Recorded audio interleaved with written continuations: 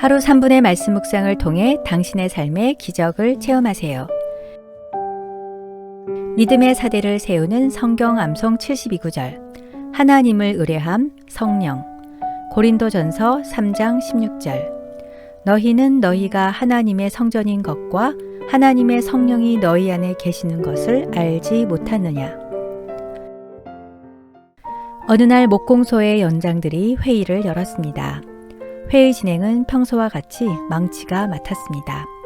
그런데 회의 도중 회원 몇몇이 반기를 들고 망치에 대한 불만을 토로하였습니다.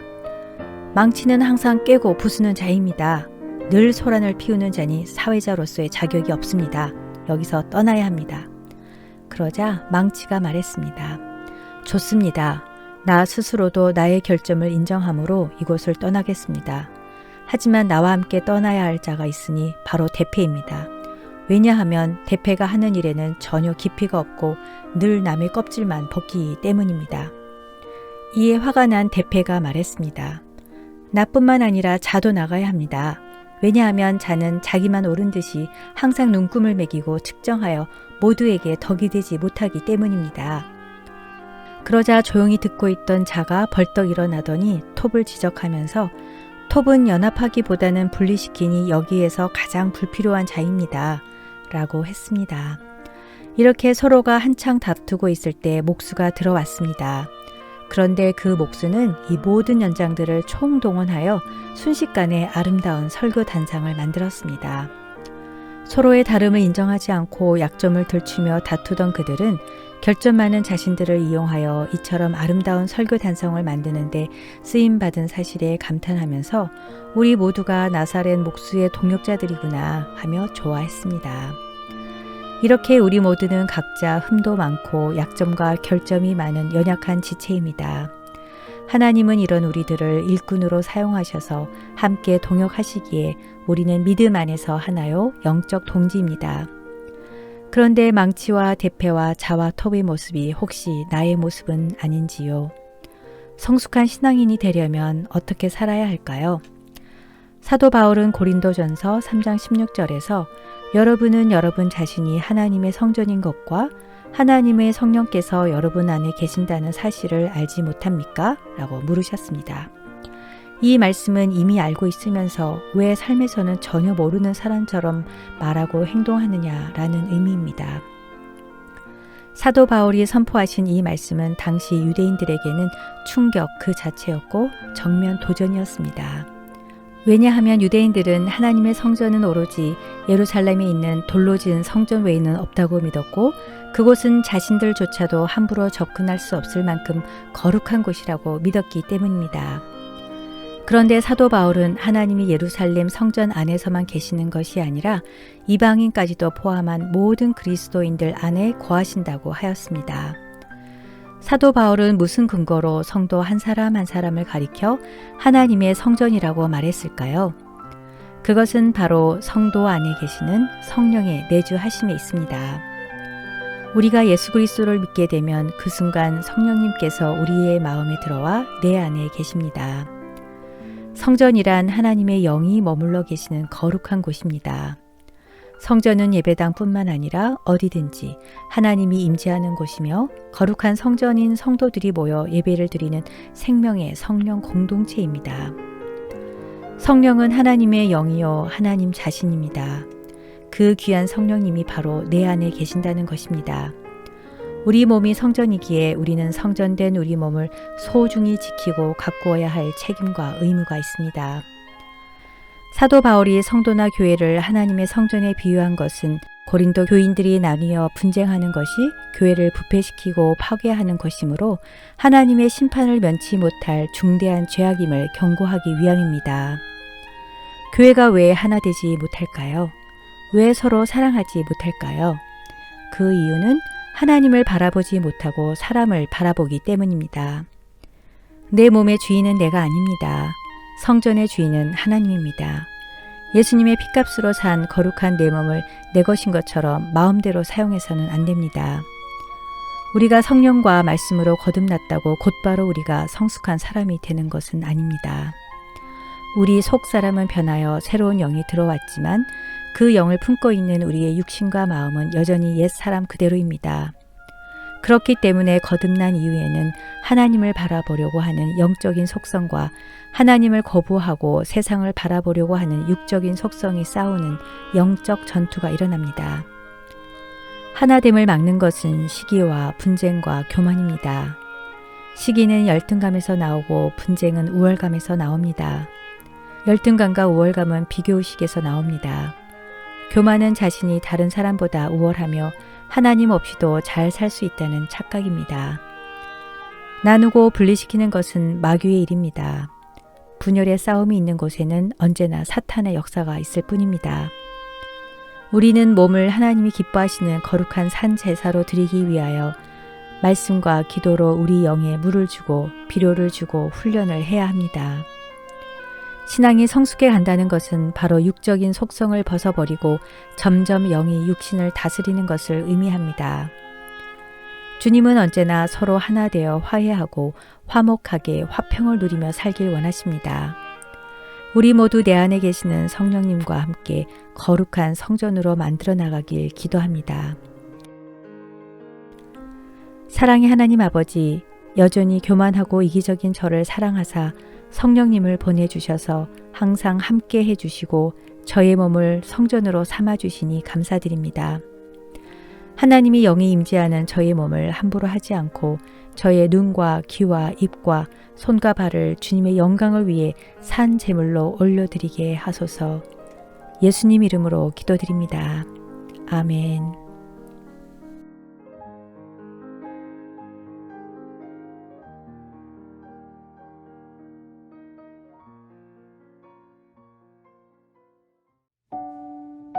하루 3분의 말씀 묵상을 통해 당신의 삶의 기적을 체험하세요. 믿음의 사대를 세우는 성경 암송 72구절, 하나님을 의뢰함, 성령. 고린도전서 2장 12절. 우리가 세상의 영을 받지 아니하고 오직 하나님으로부터 온 영을 받았으니 이는 우리로 하여금 하나님께서 우리에게 은혜로 주신 것들을 알게 하려 하심이라. 한 자매가 예수님을 영접했습니다. 성경을 읽으니 성경에 나오는 모든 기적들이 받아들여지고 믿어졌습니다. 왜 진작 누군가 자신에게 이런 엄청난 진리를 알려주지 않았는지 의아했습니다.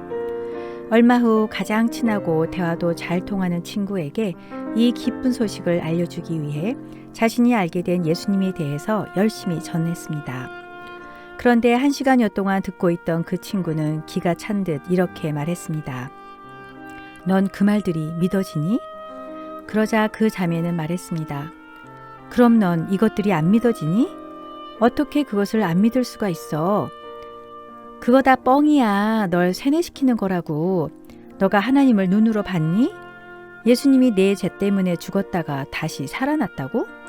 어떻게 그것을 믿을 수가 있어? 너 요즘 스트레스가 많다더니 결국 미쳤구나. 한 사람은 믿는 것이 불가능, 또 한 사람은 안 믿는 것이 불가능이었습니다. 그런데 믿어지지 않던 성경 말씀들이 어느 순간 믿어집니다. 그래서 믿음은 기적이며 하나님이 주신 선물입니다. 하나님께서 우리에게 은혜로 주신 것들을 알기 위해 우리는 세상의 영이 아니라 하나님으로부터 오는 성령을 받아 성령의 사람이 됩니다. 가장 논리적이고 이성적인 과학자가 성령의 사람으로 거듭나 복음의 대사가 된 한 분을 소개합니다. 학자들 사이에 최고 권위의 상징인 할리먼 회원과 국제원자력상을 수상했고 국제원자력기구 의장과 과학기술처 장관을 2번이나 지냈지만 복음의 대사가 된 것을 최고의 영예로 여기며 살고 있는 분, 바로 정근모 박사입니다. 그는 신부전증으로 고통당하는 아들에게 신장을 이식해 주었으며 그 과정에서 예수님을 그리스도로 영접하고 거듭남을 체험했습니다. 아들의 병간호에 지친 그에게 하나님은 세미한 음성을 들려주셨습니다. 내 사랑하는 아들아, 작은 십자가를 지고 가는 내 아들에게 감사한 적이 있느냐? 정 박사는 하나님을 향해 외쳤습니다. 제 아들에게 감사하라니요. 내 아들이 아니었다면 내가 나를 향해 이렇게 간절히 기도할 수 있었겠느냐? 정 박사는 아들 덕분에 예수님 중심의 삶을 살게 되었고 과학을 연구하면 연구할수록 더욱 선명하게 드러나는 하나님의 섭리와 하나님의 놀라운 능력에 빠져들었습니다. 그는 성경이 비과학적이라며 믿지 않는 수많은 사람들을 위해 나는 위대한 과학자보다 신실한 크리스찬이고 싶다라는 책을 출간했습니다. 그는 이 책에서 이렇게 간증했습니다. 미국에 있는 아들이 신장 기능 상실로 다시 입원했다는 소식을 듣는 순간 나와 아내가 제일 먼저 한 것은 하나님 앞에 무릎 꿇는 일이었습니다. 아내와 나는 시간과 공간을 초월하여 역사하시는 하나님께 간절히 기도드렸습니다. 그러나 우리 부부의 이런 태도를 본 주변 사람들은 하나같이 의아한 표정을 지었습니다. 과학자가, 그것도 최첨단 과학인 원자력을 연구한다는 사람이 아들의 입원 소식을 듣고 한다는 게 고작 성경 읽고 기도하는 일이란 말인가. 하나님을 모르는 그들에게서 이런 반응이 나오는 것은 어쩌면 당연한 일일지도 모릅니다. 과학을 공부하면서 저는 온 세상을 원격 조종하고 있는 보이지 않는 손의 존재를 느꼈습니다. 그 보이지 않는 손의 주인은 우주를 창조하시고 주관하시는 하나님이었습니다. 하나님의 섬세하고 부드러운 손길은 과학뿐 아니라 이 세상에서 일어나고 있는 모든 일을 간섭하시고 다스려 왔습니다. 저는 수많은 과학자들이 과학의 한계를 절감하고 고통스러워하는 것을 보아왔고 그들의 입에서는 한결같이 신앙 고백이 흘러나왔습니다. 20세기 최고의 과학자 아인슈타인의 입에서도 과학을 모르는 종교는 장님이며 종교가 없는 과학은 불구다라는 말을 했습니다. 아인슈타인이 그러했듯 과학자는 그 어떤 사람보다 신의 존재를 인정할 수밖에 없습니다. 과학을 연구하면 연구할수록 위대한 창조주이시며 우리의 모든 것을 주관하시는 하나님의 존재를 느끼기 때문입니다. 과학이란 인간이 만든 학문으로 이 세상 진리가 갖고 있는 극히 한정된 일부분에 불과합니다. 그동안 과학을 사랑하는 한 사람으로서 과학을 알아가는 동시에 하나님의 섭리에도 눈을 뜰 수 있었던 것에 감사합니다. 하나님의 뜻은 너무나 크고 오묘해서 우리의 눈과 귀와 머리로는 볼 수도 들을 수도 느낄 수도 없습니다. 그러나 하나님은 제 삶의 방패가 되셨습니다. 저는 이 놀라운 기도의 응답을 통해 우리 힘으로는 어찌할 수 없는 고통과 시련의 터널 안에 하나님의 크나큰 사랑과 은혜가 있었다는 것을 다시 한번 깨닫게 되었습니다. 또 이어령 박사는 과학을 적당히 알면 무신론자가 되지만 과학을 깊이 제대로 알면 하나님을 만나게 된다고 말씀하셨습니다. 사도 바울은 고린도전서 2장 12절에서 우리는 세상의 영을 받은 것이 아니라 하나님에게서 오신 영을 받았습니다. 그것은 하나님께서 우리에게 은혜로 주신 선물들을 우리로 하여금 깨달아 알게 하시라는 것입니다. 사도 바울은 고린도 교회에서 복음을 전할 때 대단히 두려웠고 무척 떨었다고 합니다. 당시 고린도는 우상 숭배가 극심했던 도시였고 음란했으며 비판적인 무신론자들, 교만한 지성인들로 가득했습니다. 그러한 상황에서 사도 바울은 세상적 지식이나 훌륭한 말로 복음을 전하지 않았고 오직 성령에 의지하여 십자가에 달리신 예수 그리스도만 전했다고 했습니다. 사도 바울은 성령의 능력으로 세상의 지혜로는 도저히 알 수 없는 하나님의 지혜와 영적인 세계를 전했습니다. 하나님의 지혜는 우리 눈으로 보지 못하고 귀로 듣지 못하며 오직 성령으로만 알 수 있습니다. 요한복음 8장 32절 진리를 알지니 진리가 너희를 자유롭게 하리라. 여러분 모두 성령께서 깨닫게 하시는 진리를 통해 참 자유를 누리시고 성령의 사람으로 거듭나시길 기도합니다. 천지 만물을 지으신 하나님 아버지, 아직도 너무 많은 사람들이 하나님의 창조를 부정하고 생사화복을 주관하시는 전능하신 하나님을 믿지 않고 하나님의 사랑을 깨닫지 못하고 있습니다. 그들의 마음과 눈을 열어주시어 수많은 과학자들이 과학을 연구하면 할수록 인정할 수밖에 없는 하나님을 믿고 영생의 선물을 받게 하소서. 한 영혼도 심판당하는 것을 원치 않으시는 하나님의 목자의 심정으로 그들을 위해 더 간절히 기도하고 복음을 전하고 구원의 감격을 함께 누리게 하소서. 주님께서 마침내 그들을 구원하시는 놀라운 역사를 이루실 것과 그들을 지켜주시고 복 주실 것을 믿으며 예수님 이름으로 기도드립니다. 아멘.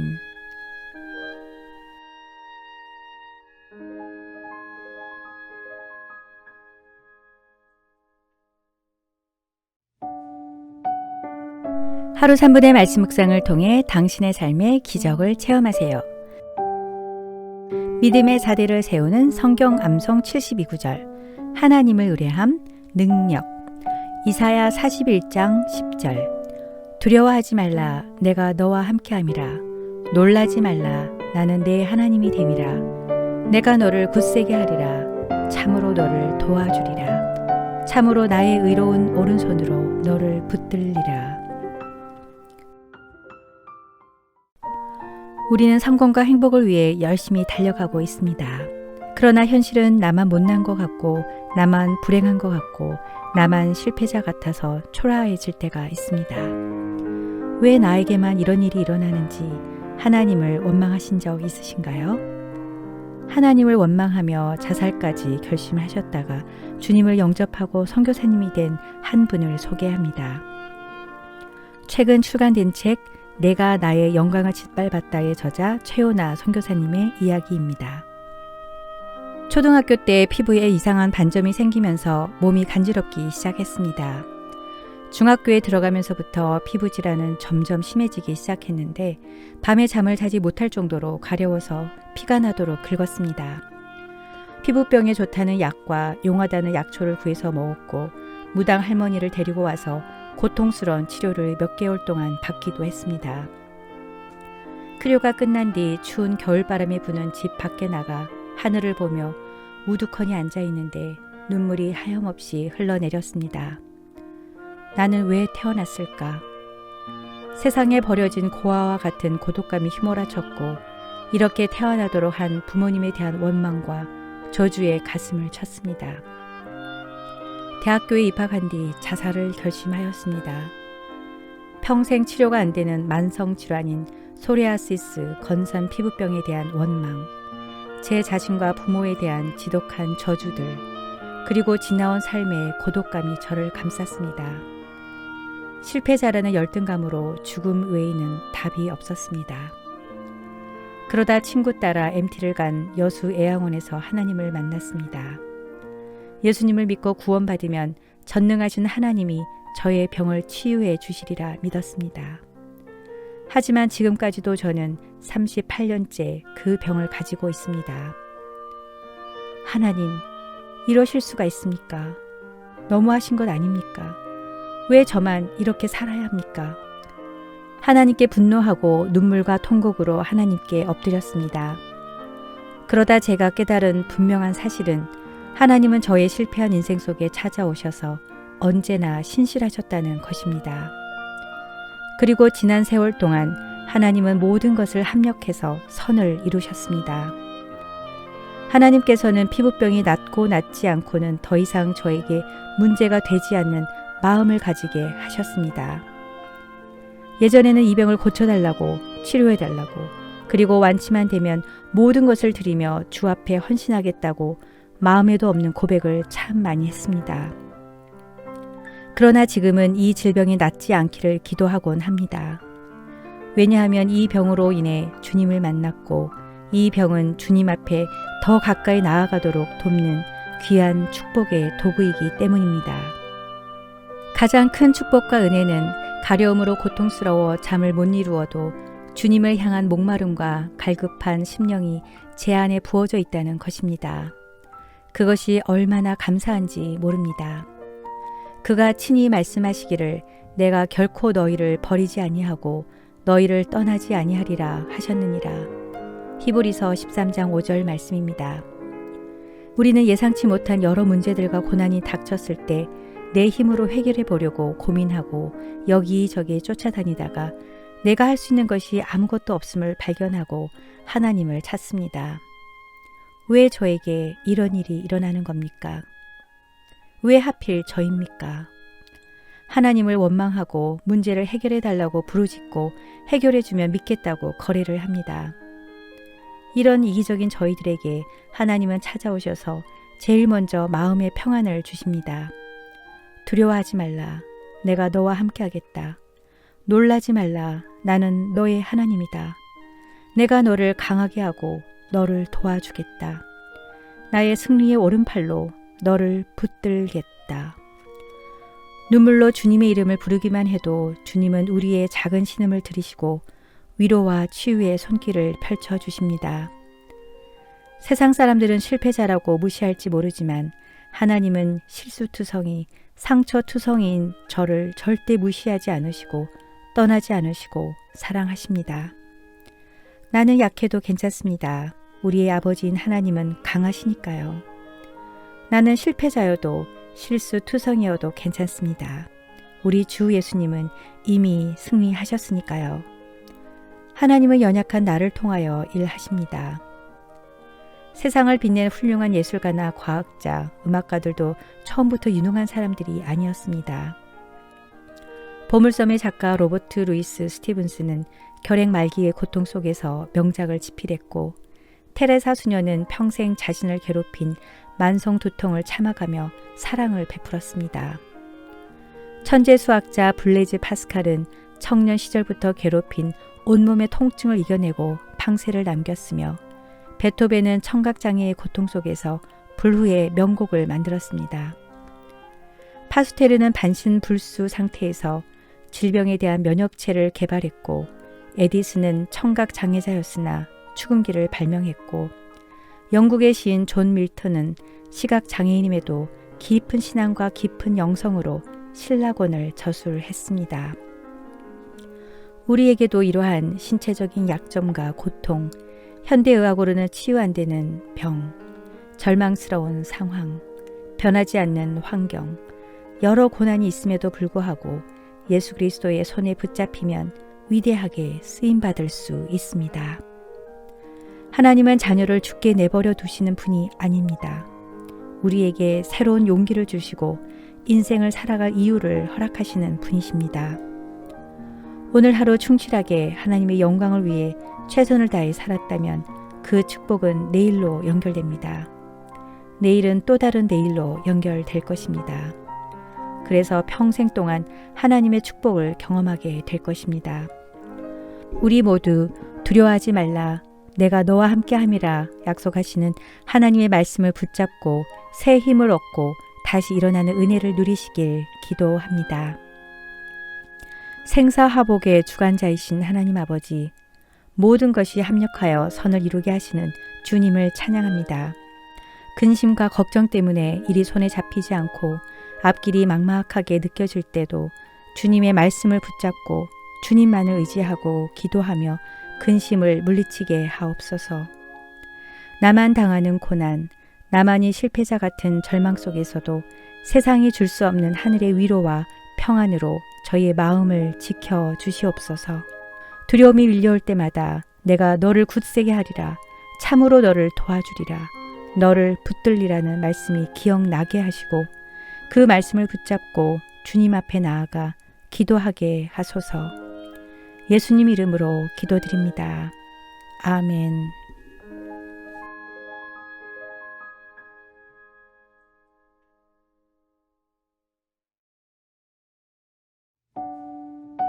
하루 3분의 말씀 묵상을 통해 당신의 삶의 기적을 체험하세요. 믿음의 사대를 세우는 성경 암송 72구절. 하나님을 의뢰함, 능력. 빌립보서 4장 13절. 내게 능력 주시는 자 안에서 내가 모든 것을 할 수 있느니라. 우리는 나름대로 열심히 최선을 다해 살지만 때로는 실패를 경험하고 때로는 전혀 예상치 않았던 사건이나 사고로 좌절할 때가 있습니다. 혹시 과거의 실패 때문에 여러 장애물 때문에 새로운 시도나 도전도 안 해보고 지레 겁을 먹거나 포기하고 있지는 않으신가요? 여러분이 정말 힘들 때 여러분을 일으켜주고 힘을 주는 말씀이 있으신가요? 다시 시작할 수 있는 힘을 주는 말씀이 있으신지요? 실패와 좌절을 겪었을 때 말씀을 붙잡고 일어난 한 사람의 이야기를 들려드립니다. 2000년 시드니 올림픽 때 다이빙 여자 10m 경기장에서 있었던 일입니다. 여자 다이빙 종목은 오랫동안 중국이 강세였고 예상대로 중국 선수들이 결승전에서 1, 2위를 다투게 되었습니다. 모든 카메라가 중국 선수들의 경기 모습을 담기 위해 분주한 그때 미국 국가대표 로라 윌킨슨이 구석에서 순서를 기다리고 있었습니다. 예선부터 준결승을 거쳐 5위로 결승전에 진출한 그녀는 올림픽 출전 3개월 전 오른쪽 발뼈 부상으로 7주간 병원에 누워 있어야만 했습니다. 그녀에게 메달을 기대하는 사람은 아무도 없었고 올림픽 출전과 결승전 진출 자체만으로도 그녀에겐 대단한 것이었습니다. 부담이 없어서였는지 그녀는 항상 미소를 잃지 않았고 여유로웠습니다. 총 5차전까지 치르는 10m 플랫폼 결승전에서 로라 윌킨슨은 1차전, 2차전 모두 5위에 그쳤고 선두와는 60점 이상 차이가 났습니다. 결승전 3차전, 다이빙 대에 서서 도약 직전까지 계속 무언가를 중얼거리는 로라. 그녀는 최고의 점수를 얻었고 순식간에 선두와 격차를 줄이는 대반전이 일어났습니다. 잇따른 중국 선수들의 실수로 4차전에서 로라는 1위로 올라섰습니다. 마지막 5차전, 자신의 최고 난이도 기술을 선보일 차례였습니다. 이번에도 그녀는 다이빙 대에 서서 도약 직전에 계속 뭔가를 중얼거렸습니다. 그녀는 완벽하게 최고 난이도의 기술을 성공했고 드디어 금메달이 확정되었습니다. 기적과 같은 대역전의 비결을 묻는 취재진에게 그녀는 이렇게 대답했습니다. 저에게 능력 주시는 그분이 이 일을 하셨습니다. 자신에게 능력을 주시는 그분을 믿고 의지하고 붙잡았던 믿음의 사람 로라. 그녀를 통해 36년 만에 미국은 다이빙 여자 10m 플랫폼 종목에서 금메달을 목에 걸었고 그 후에도 그녀는 아테네 올림픽과 세계 선수권 대회에서 금메달 행진을 이어갔습니다. 그녀가 다이빙 대 위에서 중얼거린 말은 무엇이었을까요? 바로 빌립보서 4장 13절 말씀이었습니다. 내게 능력 주시는 자 안에서 내가 모든 것을 할 수 있느니라. 올림픽 직전 7주간 병원에 누워 있을 때 좌절과 실망과 원망으로 올림픽을 포기하려고 했던 그녀에게 주님은 이 말씀을 주시며 그녀를 응원하셨습니다. 로라는 이 말씀을 붙잡고 다시 힘을 얻었고 다시 시작했고 결국 승리의 미소를 지었던 것입니다. 여러분은 어떤 말씀을 붙잡고 살고 계시나요?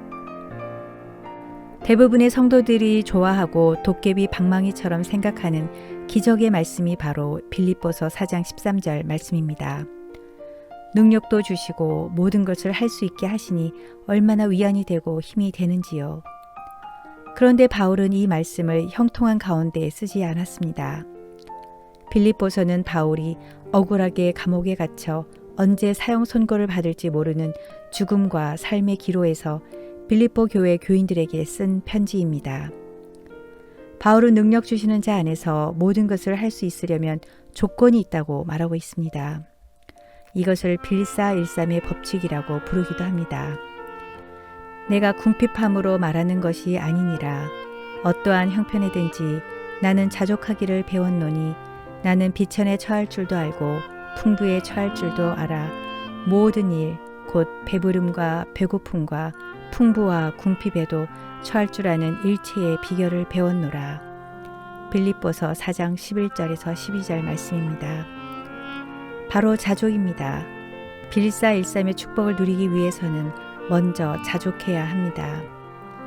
자족이란 도전도 하지 않고 현실에 안주하려는 뜻이 아닙니다. 삶의 열정이나 목표, 비전도 없이 편하게 지내라는 뜻도 결코 아닙니다. 성경적 자족이란 하나님이 택하신 우리의 현재 직업과 환경을 인정하고 나에게 허락하신 달란트와 재능에 감사하며 최선을 다해 활용하고 섬기라는 것입니다. 로라 윌킨슨이 예상치 않았던 부상을 당했을 때 좌절과 실망과 원망만 하며 포기했다면 금메달의 영광과 수많은 세계 사람들에게 능력 주시는 하나님께 영광을 돌리지 못했을 것입니다. 하나님께서는 우리를 한 번도 포기하신 적이 없으시며 소망을 버리신 적이 없습니다. 하나님의 사랑이 있는 곳에는 절망이 없습니다. 우리들이 살아가는 키워드는 성공입니다. 성공으로 시작한 인생이 실패로 끝나기도 하고 실패로 시작한 인생이 성공으로 끝나기도 하기에 지금 당장의 성공이 성공이 아니고 실패가 실패가 아닙니다. 이것을 안다면 성공했다고 해서 자만하지도 실패했다고 좌절할 필요가 없습니다.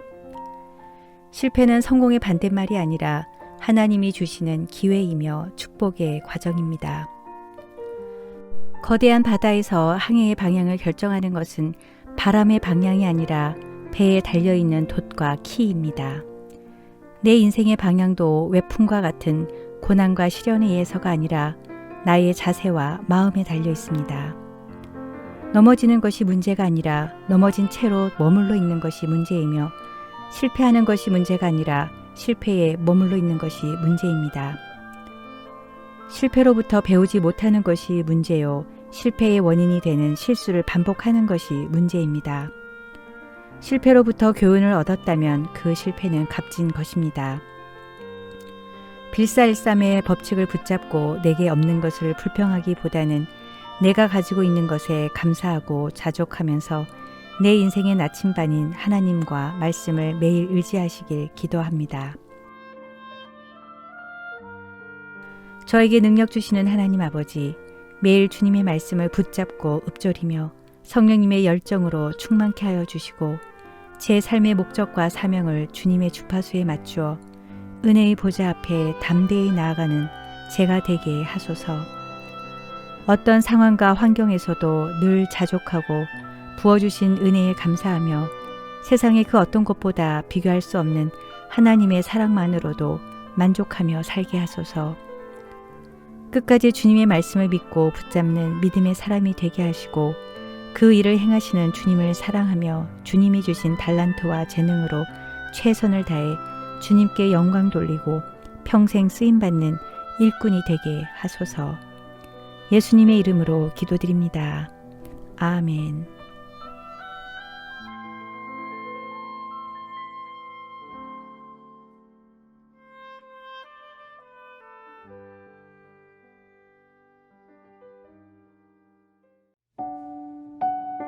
하루 3분의 말씀 묵상을 통해 당신의 삶의 기적을 체험하세요. 믿음의 사대를 세우는 성경 암송 72구절. 하나님을 의뢰함 성실. 예레미야애가 3장 22절에서 23절.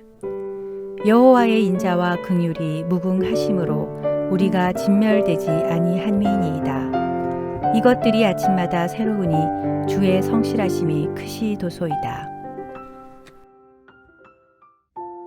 누구나 수많은 고난과 어려움을 만나지만 삶의 위기에 대처하는 능력은 사람마다 다릅니다. 고난이 닥쳤을 때 대처하는 능력에 따라 세 가지로 분류합니다. 나무공이 바닥에 떨어지면 바닥에 그냥 그대로 있는 것처럼 역경 앞에서 멈춰 서는 사람, 유리공처럼 산산이 부서지는 사람, 고무공처럼 원래 위치보다 더 높이 튀어오르는 사람도 있습니다. 여러분은 어떤 공에 해당되시나요? 세게 부딪힐수록 더 높이 튀어오르는 고무공처럼 강한 마음의 근력을 키우는 비결은 무엇일까요? 고난을 자신의 성장의 발판으로 삼은 한 사람을 소개합니다. 데일 카네기의 근심이여 안녕이라는 책에 실린 메리 큐스 만해 부인의 이야기입니다.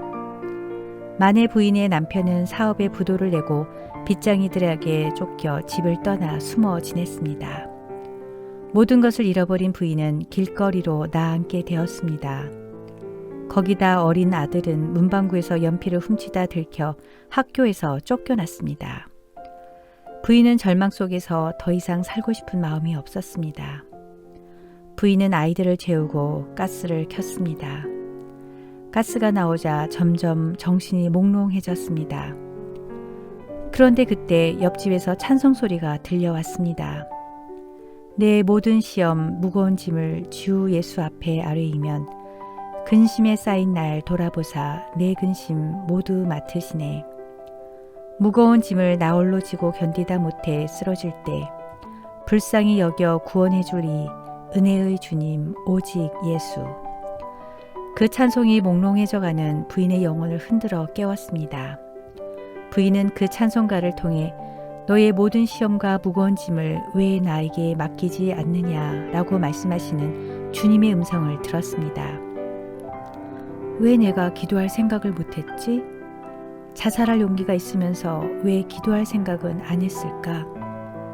부인은 자리에서 벌떡 일어나 가스 밸브를 잠근 후 잠자는 아이들을 흔들어 깨워서 밖으로 내보내고 집안의 창문을 활짝 열었습니다. 그리고 무릎을 꿇고 울면서 기도하였습니다. 주님, 저의 잘못을 용서하여 주옵소서.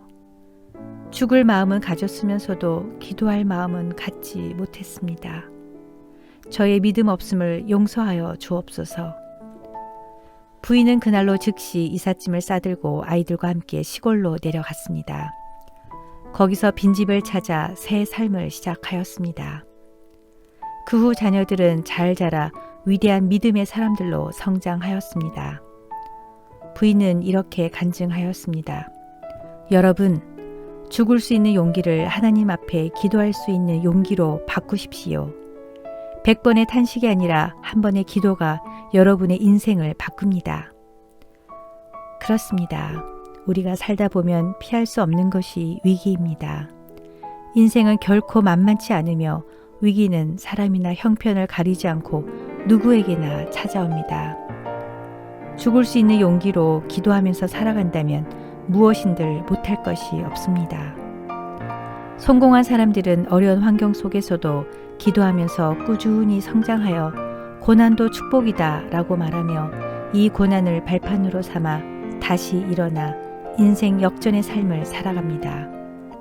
그래서 성공은 어려움이나 실패가 없는 상태가 아니라 고난과 시련을 극복한 상태를 말합니다.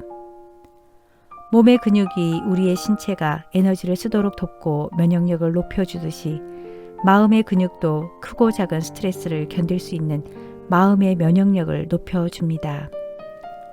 고난과 시련을 잘 극복하려면 마음의 근력과 면역력을 키워야 합니다. 마음의 근력을 키우면 늘 새 힘과 새 마음으로 흔들리지 않는 믿음으로 살아갈 수 있습니다. 마음의 근력과 면역력을 키우는 비결은 무엇일까요? 마음의 근력을 키우는 비결은 첫째, 전능하신 하나님을 신뢰하고 예수님께 모든 짐을 맡기십시오.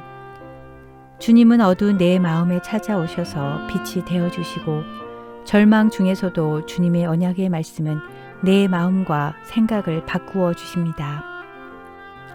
하나님을 신뢰하고 우리의 힘든 마음을 정직하게 아랠 때 주님께서는 우리의 마음을 다스려 주십니다.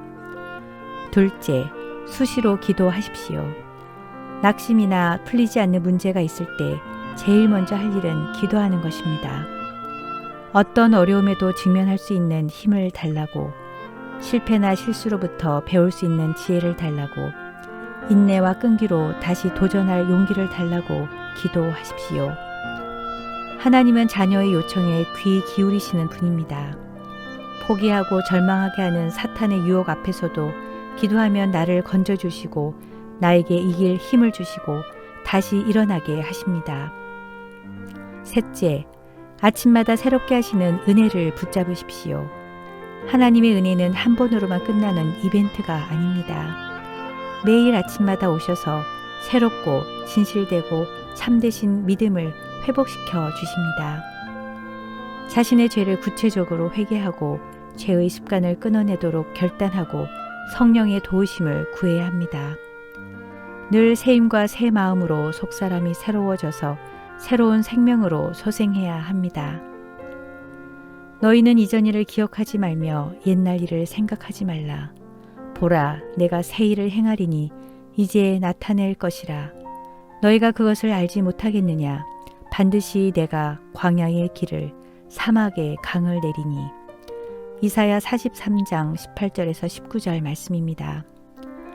주님은 반드시 나의 근심을 거두어 가시고 새 일을 행하시고 광야의 길을 사막의 강을 내시는 분입니다. 우리 모두 전능하신 주님을 신뢰하고 늘 기도와 말씀으로 마음의 근력을 키워 아침마다 새 마음과 새 영으로 하루를 시작하시길 기도합니다. 인자와 긍휼의 하나님 아버지, 하나님은 살아계시고 전능하시고 지금도 살아 역사하심을 믿습니다.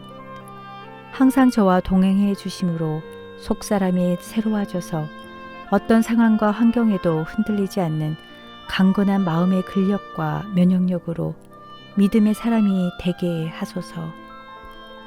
주님이 허락하신 꿈과 사명을 가슴에 품고 도전하는 인생을 살며 다시 한번 결단하고 아침마다 새 마음과 새 영으로 다시 시작하게 하소서.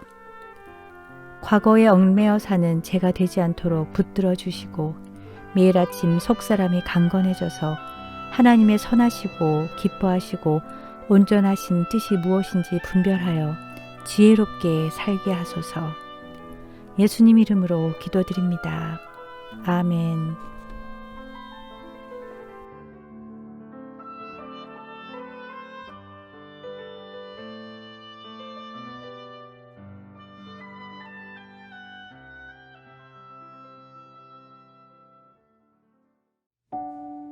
하루 3분의 말씀 묵상을 통해 당신의 삶의 기적을 체험하세요. 믿음의 사대를 세우는 성경 암송 72구절. 하나님을 의뢰함 성실. 민수기 23장 19절.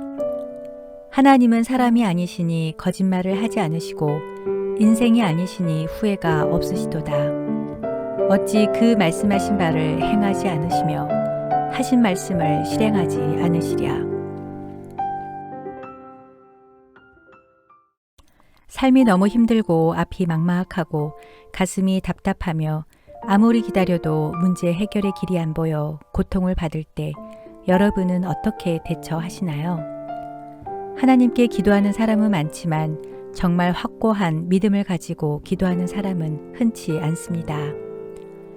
전능하신 하나님이 왜 내 기도에만 응답하지 않으시는지, 내 기도를 듣긴 하시는 건지, 하나님이 나를 버린 건 아닌지, 하나님이 살아계시긴 한 건지 의심하신 적 있으신가요? 여기 한 아이의 이야기를 들려드립니다. 조는 10살이 되던 해에 할머니로부터 크리스마스에 우표 앨범을 선물로 보내주겠다는 약속을 받았습니다. 우표를 좋아하는 조는 너무나 기뻐서 크리스마스만을 손꼽아 기다렸습니다. 그런데 크리스마스가 다가왔지만 우표 앨범은커녕 어떤 선물도 오지 않았습니다. 크리스마스 다음 날 존의 집에 놀러온 친구들은 존의 크리스마스 선물을 구경하고 싶다고 했습니다. 존은 선물들을 하나씩 올려놓았습니다. 이것은 아빠가 주신 장난감, 이건 엄마가 주신 옷, 이건 할머니에게 받은 우표 앨범이야. 아이들이 돌아간 후 엄마는 할머니가 아직 우표 앨범을 보내지 않았는데 왜 그런 말을 했는지 물어보았습니다. 할머니는 나에게 우표 앨범을 주신다고 하셨으니 받은 것과 같아요. 존의 어머니는 우표 앨범이 안 올 수도 있다고 생각했지만 존의 믿음을 방해할까 아무 말도 할 수 없었습니다. 그로부터 1개월이 지났으나 우표 앨범도 할머니로부터의 연락도 없었습니다. 존의 어머니는 아이를 기대하게 만든 할머니를 원망하며 상처받을 아들이 안쓰러웠습니다. 존은 할머니께 편지를 쓰기로 했습니다. 며칠이 지나자 답장이 왔습니다. 보고 싶은 존, 할머니가 우표 앨범을 사준다고 한 약속을 잊은 게 아니란다. 너의 마음에 들만한 앨범을 구하려고 여러 곳을 찾아보았으나 좀처럼 없더구나. 그래서 뉴욕에 주문 편지를 보냈단다. 그런데 뉴욕에서 보내온 앨범은 크리스마스가 지나서 도착한 데다 내 마음에 들지 않아서 다른 곳을 보내달라고 했는데 아직도 도착하지 않았구나. 많이 기다리게 해서 미안하다. 여기 $50를 보내니 내가 마음에 드는 것을 그곳에서 먼저 사렴. 할머니가 주문한 것이 도착하는 대로 바로 보내도록 할게. 할머니로부터. 편지를 읽은 존의 얼굴은 승리의 기쁨으로 가득 찼습니다. 엄마, 제 말이 맞죠? 할머니는 약속을 잊은 게 아니었어요. 그렇습니다. 부모나 할머니가 자녀들을 조건 없이 사랑하고 자녀의 필요를 채워주고 가장 좋은 것으로 주려고 애를 쓰듯이 하늘에 계신 우리의 영적 아버지도 우리의 필요를 채워주시고 우리의 기도에 응답해 주시기를 기뻐하십니다. 우리는 싸구려 장난감이나 불량식품을 사달라고 조르는 어린아이와 같이 마냥 하나님께 떼쓰고 조르지만 하나님은 우리를 위하여 최선의 것을 준비해 놓으셨기 때문에 우리가 원하는 것을 당장 주시지는 않습니다. 우리는 어리석게도 하나님의 뜻을 모른 채 하나님의 능력을 불신하고 내가 원하는 때에 응답하지 않으면 하나님을 원망하고 의심합니다. 자신이 기도한 것도 믿고 확신하지 못하는데 하나님의 역사가 있을까요? 기도 응답은 예수님이 내 안에 있을 때, 그리고 내가 예수님 안에 있을 때 가능한 일입니다. 여호와 앞에 잠잠하고 참고 기다리라. 자기 길이 형통하며 악한 꾀를 이루는 자 때문에 불평하지 말지어다. 시편 37편 7절 말씀입니다. 하나님께서는 우리에게 은혜를 베푸실 때를 기다리신다고 했고 또 그를 기다리는 자는 복이 있다고 하셨습니다. 내 기도가 응답받지 못하는 이유는 하나님께서 내 기도를 듣지 못하시거나 하나님이 무능력하시거나 우리 인간처럼 게으르시거나 졸고 계시기 때문이 아닙니다. 여호와의 손이 짧아 구원하지 못하심도 아니요 귀가 둔하여 듣지 못하심도 아니라 오직 너희 죄악이 너희와 너희 하나님 사이를 갈라놓았고 너희 죄가 그의 얼굴을 가리어서 너희에게서 듣지 아니시게 함이니라. 이사야 59장 1절에서 2절 말씀입니다. 기도는 응답이 올 때까지 참고 기다리며 계속해야 합니다. 그러면 내 때가 아니라 하나님의 때에 내 뜻과 내 생각이 아니라 하나님의 뜻과 하나님의 방법으로 하나님은 꼭 응답해 주실 것입니다. 하나님께서는 한 번도 그 약속을 어기시거나 바꾸신 적이 없습니다. 하나님은 사람이 아니시니 거짓말을 하지 않으십니다. 하나님은 인간이 아니시니 후회하거나 마음을 바꾸지 않으십니다. 하나님은 말씀하신 것을 반드시 이루시며 약속하신 것을 지키시는 분입니다. 하나님은 길을 만드시는 분이시고 또한 길을 찾아 인도하시고 어둠 속에 빛이 되시는 분입니다. 전능하신 하나님은 내가 가장 절망할 때 찾아오셔서 기다리다 지쳐 모든 것을 포기하고 싶을 때 만나 주십니다. 인생의 한계 상황에서 내 꿈이 깨어져 갈 때 다시 한번 나를 일으켜 세우시는 분이십니다. 길을 이미 아시고 없는 데서 길을 만드시는 하나님께 간구하면 하나님께서 반드시 응답하여 주실 것입니다. 여러분 모두 낮에는 구름기둥으로 밤에는 불기둥이 되어 지켜주시는 우리 주님을 믿고 신뢰하고 승리하시길 기도합니다. 반드시 응답하시는 하나님 아버지, 기도하기를 사모하는 마음을 주시고 기도의 능력을 확신하게 하시어 언제 어디서든지 기도와 찬양을 쉬지 않게 하소서. 눈에 보이는 것에 연연하여 기다리지 못하고 제 뜻대로 제 마음대로 결정하는 실수를 범하지 않게 하소서. 내 뜻이 아니라 하나님의 뜻대로, 제가 정한 때가 아니라 하나님의 때에 은혜의 단비를 내려주실 것을 믿고 의지하게 하소서. 지금 잠깐의 힘든 일 때문에 낙심하거나 포기하지 않고 반드시 약속하신 하나님의 말씀대로 응답해 주실 것을 붙잡고 인내하게 하소서. 예수님 이름으로 기도드립니다. 아멘.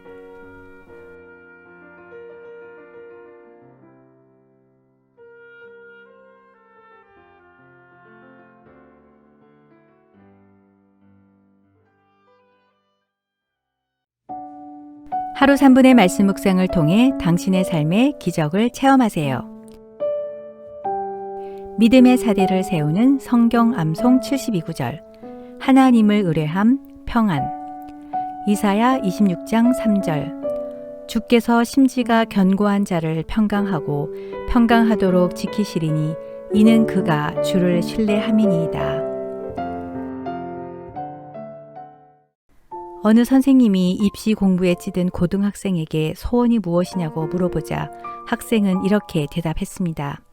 제 소원은 아침 먹고 자고 점심 먹고 자고 저녁 먹고 자는 겁니다. 여러분의 소원은 무엇인가요?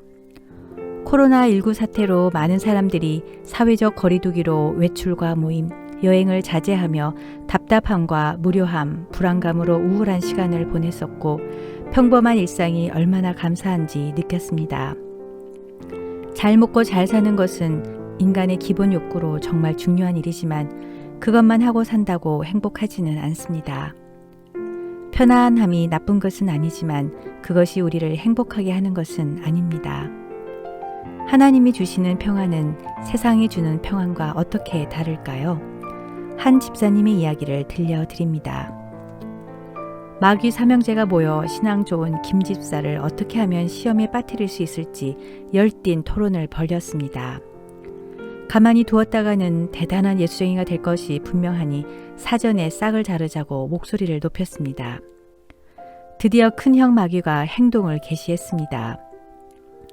재물을 틀어막아 경제적으로 어려움을 겪게 하고 자녀들을 흔들어 말썽꾸러기가 되게 했습니다. 그런데 기가 죽기는커녕 김 집사는 안 나가던 새벽기도에 나가기 시작했습니다. 그리고 눈물로 부르짖으며 하나님께 더 기도하는 것이었습니다. 둘째 마귀가 큰형을 비웃으며 출동했습니다. 이번에는 불신자 남편을 통해 핍박을 했습니다. 교회 다니면 밥이 나오냐 떡이 나오냐며 교회 못 나가게 하고 집에 있는 성경책들을 다 갖다 버렸습니다. 눈물만 흘리는 김 집사를 보며 둘째 마귀는 의기양양해 했습니다.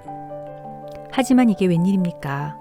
김 집사는 남편이 직장에 나가서 없는 동안 구역 예배에 나가고 믿음의 기도 동력자들과 강력한 중보 기도를 하고 골방에 들어가 눈물로 찬양하며 예배하기 시작했습니다. 매일 하나님과 만나고 부르짖는 기도로 오히려 하나님과의 관계가 더 친밀해졌습니다. 이제 막내 마귀 차례가 왔습니다. 막내는 얼굴에 미소를 지으며 김 집사에게 재물을 소낙비처럼 부어주었습니다. 남편의 마음에 사랑의 불을 지폈습니다. 좋은 집, 좋은 차, 착하고 돈 잘 버는 남편, 공부 잘하는 자녀, 이제 동네 아줌마들과 교인들의 부러움을 한 몸에 받았습니다. 그런데 주님이 제일이고 교회가 제일이었던 김 집사에게 묘한 변화가 생겨나기 시작했습니다. 목사님, 이번 주는 남편이 유럽 여행을 가자고 하네요. 2주 정도만 예배 빠질게요. 봉사할 시간이 없네요. 바쁜데 사람을 사서 쓰면 되죠. 필요한 돈은 제가 다 부담할게요. 기도할 시간이 정말 너무 없어요. 이제 기도 안 해도 제 형편 다 아시는 하나님이 복을 부어주시나 봐요. 예배도 봉사도 기도도 시들어져 갔습니다. 그동안 부르짖었던 기도들이 응답되고 기도 제목이 사라지자 감사하기는커녕 자신의 능력 때문이라 생각하고 더 이상 주님을 찾지 않았습니다. 기도 제목이 없는 것이 축복일까요? 기도 제목을 붙들고 하나님께 부르짖으며 하나님과 매일 새벽 만나는 것이 축복일까요? 여러분은 어떤 삶을 원하시나요?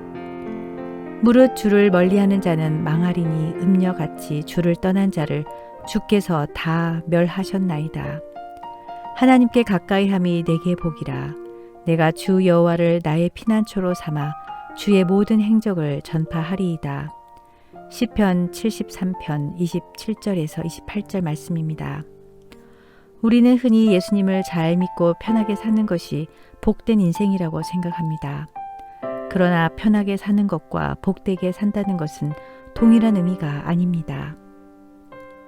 만약 이런 축복이 하나님과 나 사이를 멀게 한다면, 기도 안 해도 잘 살 수 있다고 생각한다면 그것은 진정한 축복이 아니라 사탄의 유혹이며 시험일 수 있습니다. 하나님은 평강의 하나님입니다. 히브리어로 평강을 뜻하는 말은 샬롬입니다.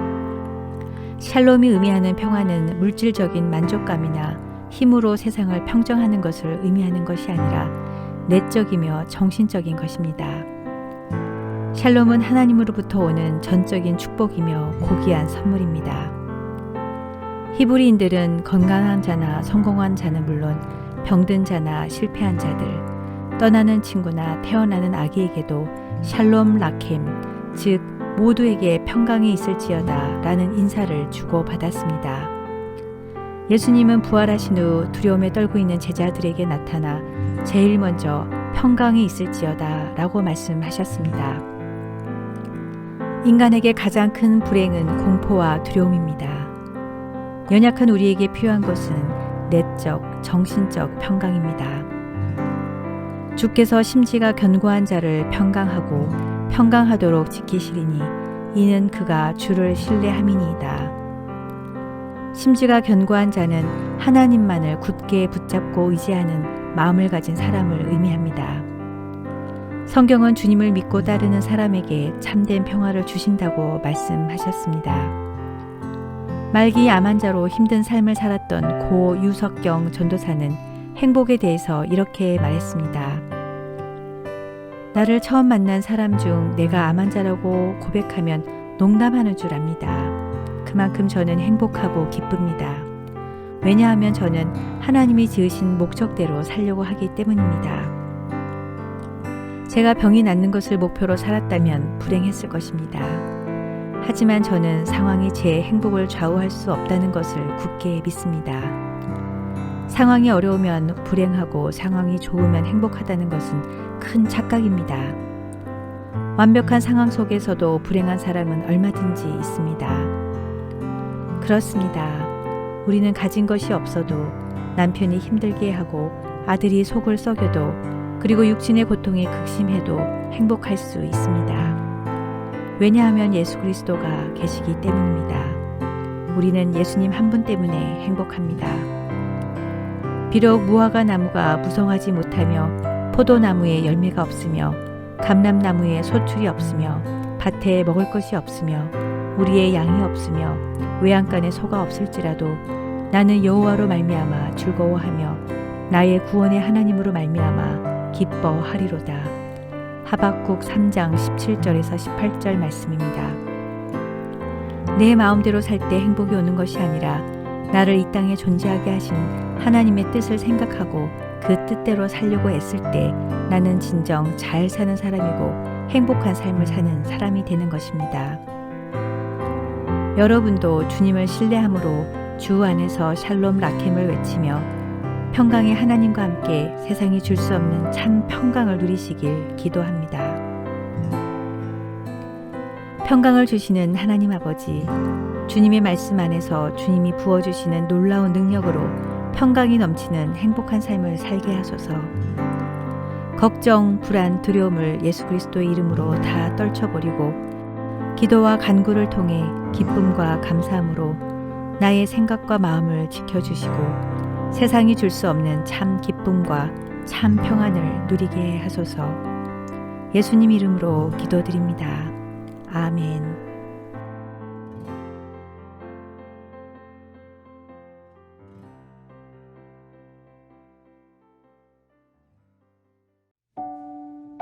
하루 3분의 말씀 묵상을 통해 당신의 삶의 기적을 체험하세요. 믿음의 사대를 세우는 성경 암송 72구절. 하나님을 의뢰함 평안. 베드로전서 5장 7절. 너희 염려를 다 주께 맡기라. 이는 그가 너희를 돌보심이라. 우리는 핸드폰이 고장나면 서비스 센터에 가고 몸이 아프면 병원에 갑니다. 그런데 인생을 살아가면서 생기는 여러 문제들은 어디로 가서 누구의 도움을 받으시나요? 여러분의 걱정거리, 고민거리를 전적으로 맡아서 해결해 주시는 분이 계신가요? 만약 나의 모든 짐과 염려를 다 맡아서 해결해 주시는 분이 계시다면 얼마나 든든하실까요? 자동차 왕 헨리 포드와 엔지니어 스타인맥스의 이야기를 들려드립니다. 스타인맥스는 전기 분야의 최고 전문가로 미시간주 디트로이트에 있는 헨리 포드의 첫 번째 공장에 큰 발전기를 설치했습니다. 어느 날 그가 설치한 발전기가 고장나서 공장 가동이 중단되었습니다. 많은 엔지니어들과 기술자들이 동원되었지만 아무도 고치지 못했습니다. 공장이 멈춰 있는 동안의 손해는 엄청나게 늘어만 갔습니다. 포드는 결국 출장료가 비싸기로 유명한 스타인맥스를 불렀습니다. 그는 도착하자마자 발전기에 여기저기를 두드려보고 살피면서 힘들이지 않고 일하더니 마침내 스위치를 올렸고 그러자 바로 그 큰 공장이 가동되었습니다. 며칠 후 포드는 스타인맥스로부터 1만 달러의 서비스 대금 청구서를 받았습니다. 포드는 대단히 부자였지만 대충 몇 군데 두드려보고 고친 서비스료 치고는 너무 비싸다고 생각했습니다. 그래서 청구서에 이렇게 메모를 붙여서 돌려보냈습니다. 이 청구서의 금액은 당신이 잠깐 여기저기 두드리면서 고친 노력에 비해 너무 비쌉니다. 그랬더니 스타인맥스로부터 이렇게 답장이 왔습니다. 발전기를 두드리며 일한 임금이 10달러, 어디를 두드려야 할지를 알아낸 것이 9,990달러, 합계 1만 달러입니다. 결국 포드는 그 금액을 다 지불했습니다. 스타인맥스는 포드 공장의 발전기를 제작하고 설치한 장본인이기에 어디를 두드리면 어디가 문제인지를 바로 알 수 있었던 것입니다. 여러분의 인생에 닥친 여러 문제들, 눈에 보이지 않지만 나를 힘들게 하는 영적인 문제가 생기면 어디로 가서 누구에게 맡기시나요? 우리나라 최고의 지성인이자 무신론자였던 이어령 박사가 2007년 세례를 받고 교회 다니자 사람들은 예수쟁이가 됐다며 비아냥거렸습니다. 그때 이어령 박사는 이렇게 말했다고 합니다. 배가 고프면 식당에 가고 알고 싶은 것이 있으면 도서관에 가고 심심하면 영화관에 가는데 먹어도 배고프고 마셔도 갈증이 나고 배워도 답답하고 놀아도 허전하다면 어디를 가야 하는가? 영원히 메마른 사람이 찾아갈 곳은 교회요. 세상 어느 지식으로도 해결이 안 되는 영적인 문제는 바로 하나님만이 해결하실 수 있는 것이라네. 내 인생에 문제가 생겼을 때 무엇이 문제이고 어떻게 해결해야 할지 다 아시는 분, 나의 모든 무거운 짐을 다 맡아주시고 나를 영원히 돌봐주시는 분, 나의 염려를 너무나 잘 아시고 가장 최선의 방법으로 해결책을 정확히 알려주시는 분이 계십니다. 눈 덮인 거대한 산에서 어디로 가야 할지 길을 알 수 없을 때 나침반이 되어주시고 불안한 경제로 미래를 예측할 수 없어 두려움에 사로잡혀 있을 때 희망이 되어주시는 분입니다. 그는 나를 창조하시고 나를 지으시고 나보다 더 나를 사랑하시는 분, 어둠 속에서 빛을 비춰주시고 나를 바른 길로 인도해 주시는 분, 바로 하나님입니다. 이 하나님과 함께 살아야 이 험난한 세상을 잘 살 수 있습니다. 성공과 행복, 마음의 평안까지 세 마리의 토끼를 잡을 수 있습니다. 너희 염려를 다 주께 맡기라. 이는 그가 너희를 돌보심이라. 수고하고 무거운 짐진 자들아 다 내게로 오라. 내가 너희를 쉬게 하리라.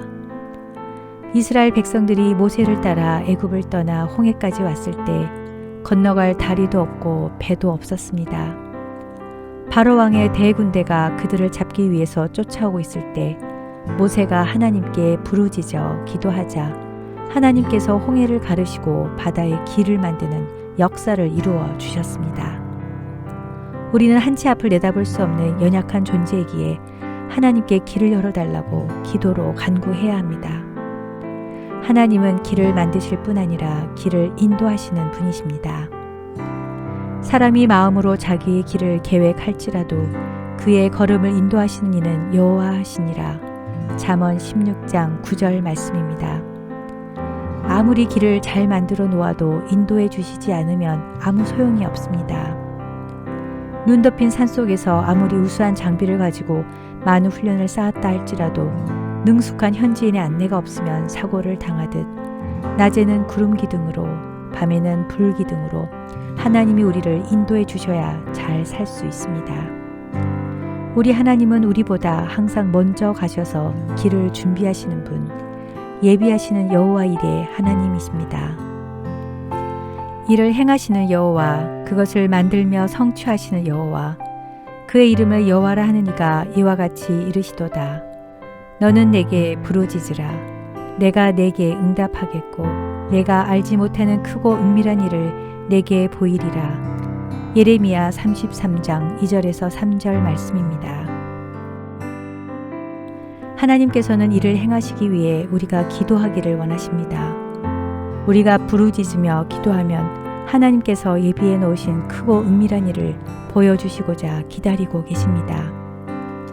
나의 삶에 역사하시는 하나님은 과거부터 지금까지 인도하시는 에베네셀 하나님, 지금 나와 함께 하시는 임마누엘 하나님, 지금 이후로 나의 삶을 인도하실 여호와 이레 하나님이십니다. 성공을 위해 사람이나 재물을 쫓아 욕심을 부리면 그것들의 노예가 되지만 주님 뜻대로 살아간다면 참 평안을 누리며 진정한 성공을 이루고 행복한 삶을 살 수 있습니다. 과거에서 오늘까지 인도하시고 나와 함께 하시고 영원토록 인도하실 에베네셀 하나님, 임마누엘 하나님, 여호와 이레 하나님께 모든 것을 맡기고 하나님의 돌보심의 은혜를 누리시길 기도합니다. 길을 만드시고 인도하시는 하나님 아버지, 험난한 인생길에서 누구를 의지하며 어떻게 살아야 하는지 깨닫게 해주셔서 감사합니다. 모든 걱정과 염려를 주님께 다 맡겨드리오니 주님 뜻대로 인도하여 주시옵소서. 눈앞에 보이는 세상적 화려함에 집착하지 않고 영원한 하나님 나라에 소망을 두는 거룩한 인생이 되게 하소서. 저의 영혼이 이전보다 더욱 주님을 갈망함으로 주님을 조금씩 알아가고 평안을 누리며 매일매일 기적 같은 삶을 살게 하소서. 예수님의 이름으로 기도드립니다. 아멘.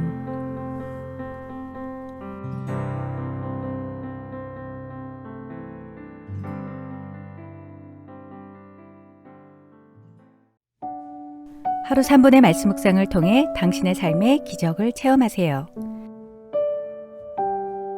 믿음의 사대를 세우는 성경 암송 72구절, 하나님을 의뢰함 공급. 로마서 8장 32절. 자기 아들을 아끼지 아니하시고 우리 모든 사람을 위하여 내주신 이가 어찌 그 아들과 함께 모든 것을 우리에게 주시지 아니하겠느냐. 어느 자매의 간증입니다.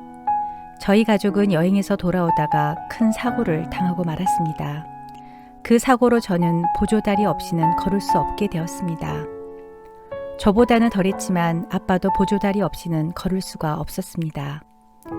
저는 사춘기를 보내며 죽고 싶을 정도의 열등감에 시달렸습니다. 제가 밥도 먹지 않고 책상에 엎드려 울고 있을 때 위안이 되어준 사람은 아빠였습니다. 아빠와 저와 꽃 같은 아픔을 가지고 있었기 때문에 저의 아픔을 낱낱이 알고 있었습니다. 아빠의 사랑으로 저는 무사히 사춘기를 넘기고 대학에 입학하게 되었습니다. 대학 입학식 날 아빠는 제게 자랑스럽다고 말하며 눈물을 글썽였습니다. 입학식을 끝내고 나올 때였습니다. 눈앞에 아주 긴박한 상황이 벌어지고 있었습니다. 차도로 한 어린 꼬마가 뛰어가고 있었습니다. 그런데 제 눈앞엔 믿을 수 없는 일이 일어나고 있었습니다. 아빠가 보조다리 없이 아이를 향해 전속력으로 달리고 있었던 것입니다. 저는 제 눈을 의심하며 아빠가 그 아이를 안고 인도로 나오는 모습을 지켜보았습니다. 아빠? 저는 너무 놀라 소리쳤지만 아빠는 듣지 못한 채 보조다리를 양팔에 끼고는 서둘러 가버렸습니다. 엄마도 봤지? 아빠 걷는 거. 하지만 엄마의 얼굴은 담담해 보였습니다. 놀라지 말고 엄마 말 잘 들어. 언젠가는 너도 알게 되리라 생각했어. 아빠는 사실 보조다리가 필요 없는 정상인이야. 그때 아빠는 팔만 다치셨어. 그런데 4년 동안 보조다리를 짚고 다니신 거야. 같은 아픔을 가져야만 아픈 너를 위로할 수 있다고 말이야. 왜 그랬어? 왜 아빠까지? 저도 모르게 울음이 터져 나왔습니다. 울지 마. 아빠는 너를 위로할 수 있는 자신의 모습을 얼마나 자랑스러워 하셨는데 오늘은 저 어린아이가 교통사고로 너처럼 될까봐 마음이 아픈 날이면 저는 늘 아빠 품에 안겨서 울었습니다. 그때마다 소리내어 운 것은 저였지만 눈물은 아빠 가슴속으로 더 많이 흘러내렸습니다.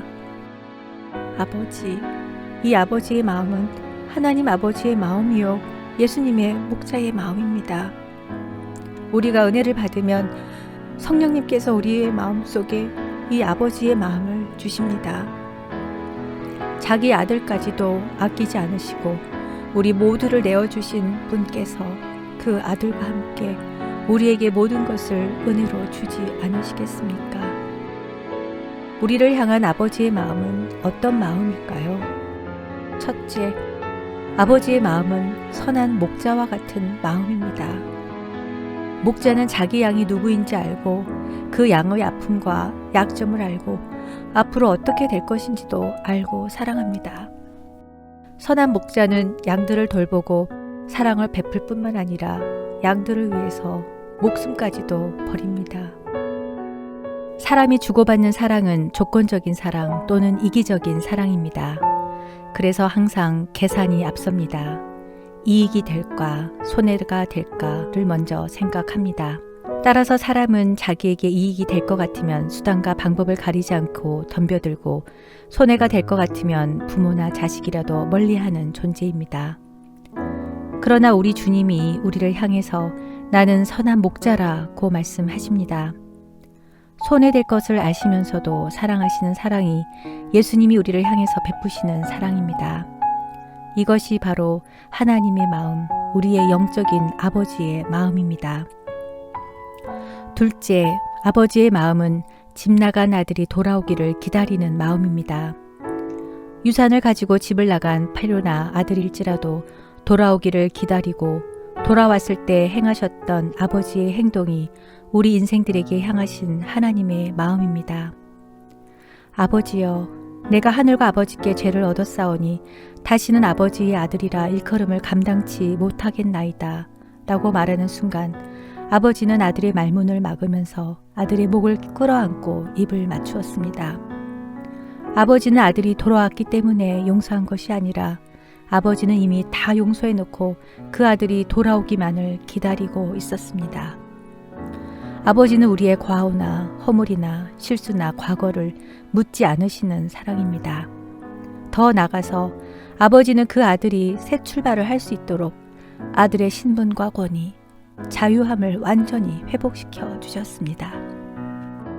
하루하루를 살면서 지치고 피곤한 삶 때문에 처진 어깨와 힘없는 걸음으로 주님 앞에 나가지만 우리가 하나님 아버지 앞에 나를 온전히 맡기기만 한다면 메마르고 삭막한 우리의 심정을 어루만지시면서 속삭이실 겁니다. 넌 이제 사랑을 회복한 내 아들이다. 셋째, 아버지의 마음은 어려운 일을 당한 자녀를 안타까운 마음으로 구원하고자 하시고 책임을 지시고 불쌍히 여기시고 가장 좋은 것을 주고자 하는 마음입니다.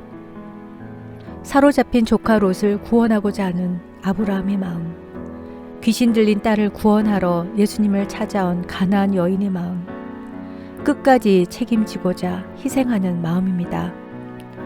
아무리 자식이 못나고 죄를 짓고 남에게 정죄를 받아도 부모에게는 불쌍한 내 자식입니다.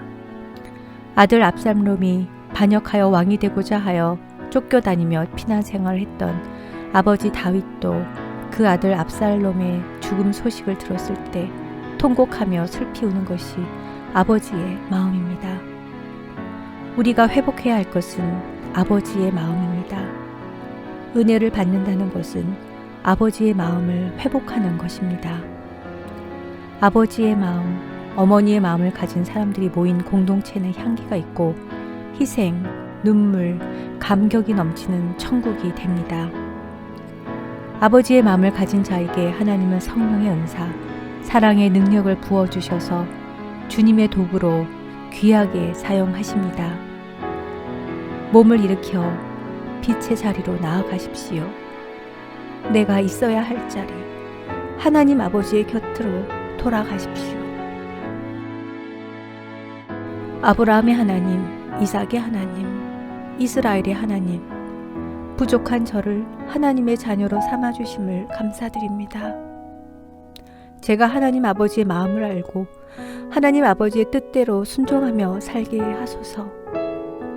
선한 목자 같은 아버지의 마음과 집 나간 아들이 돌아오기를 용서하며 기다리는 아버지의 마음을 저에게도 허락하여 주시옵소서.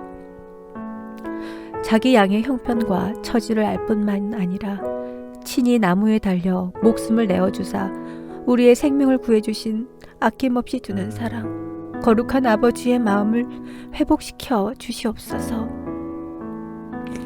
우리가 부모님을 기쁘게 해드리고 부모님께 순종하는 자녀가 되게 하시고 또한 저를 훌륭한 부모가 되게 하옵소서.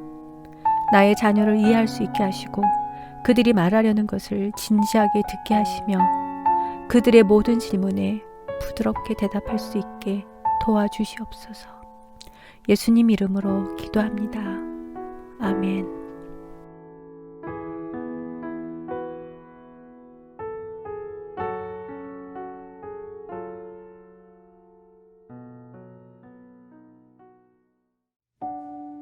하루 3분의 말씀 묵상을 통해 당신의 삶의 기적을 체험하세요. 믿음의 사대를 세우는 성경 암송 72구절, 하나님을 의뢰함 공급, 빌립보서 4장 19절, 나의 하나님이 그리스도 예수 안에서 영광 가운데 그 풍성한 대로 너희 모든 쓸 것을 채우시리라. 어느 목사님이 신학교를 졸업하고 목사 안수를 받은 뒤 작은 교회의 부목사로 섬기게 되었습니다. 어느 수요일 저녁 예배 시간에 중국에서 선교하다가 안식년이 되어 잠시 귀국한 선교사님이 설교를 하게 되었습니다. 선교사님은 중국 사역을 하면서 경험한 하나님의 임재와 역사하심, 그동안 겪었던 어려움과 문제를 진솔하게 이야기했습니다. 목사님은 자기도 어렵게 살고 있지만 그 선교사가 더 어렵게 살고 있다는 생각이 들었고 마침 그날 받은 한 달치의 생활비를 그대로 헌금함에 넣었습니다. 예배가 끝나자 생활비 없이 앞으로 한 달을 어떻게 살아야 할지 걱정되었습니다.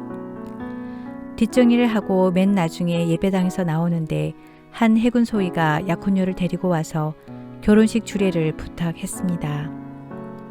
목사님은 담임 목사님께 허락을 받고 주례를 서 주었습니다. 결혼식이 끝나고 해군 소위는 봉투를 하나 주고 갔는데 열어보니 3개월치의 월급과 맞먹는 액수가 들어 있었습니다. 목사님은 한 달치를 드렸는데 하나님은 석 달치를 주셨던 것입니다. 목사님은 하나님이 우리를 결코 버리지 않고 떠나지도 않으시며 필요를 채우시는 분임을 체험으로 알게 되었습니다. 그래서 그 목사님은 가진 것이 넉넉하지 않지만 고아들을 위해 일하기로 결심했고 후일 고아의 아버지로 큰 존경을 받게 되었습니다. 하나님은 그리스도 예수 안에서 여러분이 필요로 하는 모든 것을 풍족히 채워주시는 분입니다. 하나님은 이스라엘 백성의 40년 광야 생활 동안 만나를 주셨으며 보리떡 5개와 물고기 2마리로 5,000명을 먹이셨습니다. 하나님이 우리의 필요를 어떠한 방법으로 채우실지 우리는 알 수 없으나 우리는 온전히 그분을 신뢰해야 합니다. 공중의 새를 보라. 심지도 않고 거두지도 않고 창고에 모아들이지도 아니하되 너희 하늘 아버지께서 기르시나니 너희는 이것들보다 귀하지 아니하냐.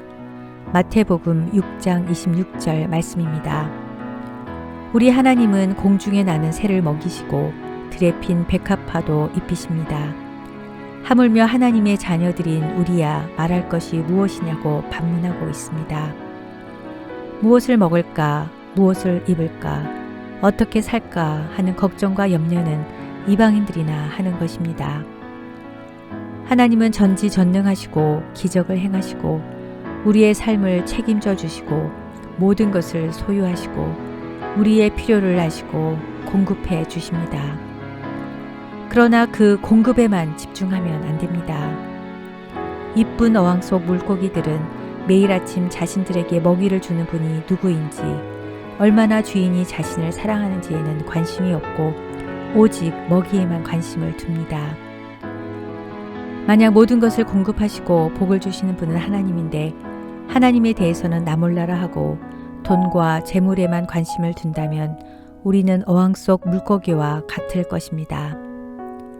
하나님의 인도하심과 감사와 감격보다는 하나님이 던져주시는 선물과 기적과 먹이에만 관심을 두는 것은 돈을 우상으로 여기는 만몬 신앙입니다.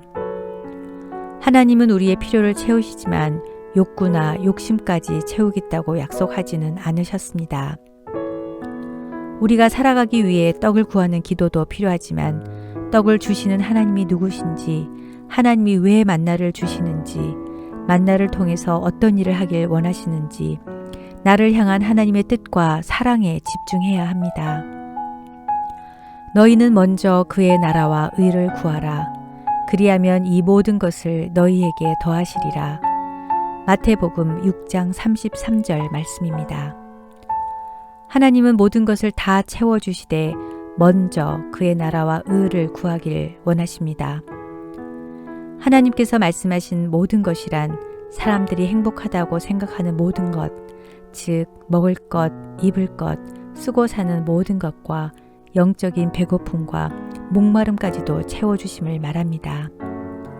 이 말씀이 교회만 나가면, 기도만 하면 사업에 성공하고 돈도 많이 벌고 건강도 얻고 자녀들이 명문대학에 합격하고 출세하고 천국 가서 상급 받는다는 의미가 아닙니다. 병들고 가난한 사람은 하나님의 복을 받지 못하고 벌을 받은 것이고 건강하고 부자된 사람만이 하나님의 복을 받은 것으로 생각하면 안 됩니다. 적은 것을 가져도 감사하는 자에게 하나님은 더 큰 것을 주십니다. 촛불에 감사하면 별빛을 주시고 별빛에 감사하면 달빛을 주시고 달빛에 감사하면 햇빛을 주시고 햇빛에 감사하면 영원한 천국의 빛을 주십니다. 내 지갑에 10,000원이 있기 때문에 행복한 게 아니라 10,000원으로 맛있는 걸 누군가와 함께 먹으면 행복합니다. 쉬는 날이 적으면 행복하지 않지만 쉬는 날 좋은 사람과 함께 있으면 더 행복합니다. 잠을 많이 못 자면 행복하지 않지만 잠을 줄여 하고 싶은 일, 갇힌 일을 할 때 더 행복합니다. 이것이 우리가 가진 게 부족해도 행복할 수 있는 이유입니다. 그러므로 중요하지 않은 바쁜 일로 인생의 에너지를 낭비하지 말고 남이 것보다 작다고 불평하지 말고 하나님 나라와 의를 위해 가치 있는 일을 하며 살아야 합니다. 지금 내가 구하는 것이 필요인지 욕심인지 잘 분별하고 은혜와 사랑과 축복으로 채워주시는 여호와 이레의 하나님을 경험하며 참 행복과 참 만족을 누리시길 기도합니다. 우리의 필요를 채워주시는 하나님 아버지, 예상치 못한 광야길에서 저를 위하여 예비해 주시고 공급해 주시는 여호와 이레의 하나님의 은혜와 사랑에 감사드립니다. 나를 먼저 사랑하시고 나를 위해 아들까지 내어주신 그 사랑을 잊은 채 나의 욕심과 내 의를 채우기 위해 이기적으로 살았던 저를 회개합니다. 그 어떤 세상적인 것으로도 채워지지 않는 그 무엇을 하나님의 은혜로 채워지게 하시어 참 행복과 참 만족을 누리게 하소서. 더 이상 세상 헛된 욕심을 쫓지 말고 오직 하나님의 나라와 의를 구하는 제가 되게 하소서. 예수님의 이름으로 기도드립니다. 아멘.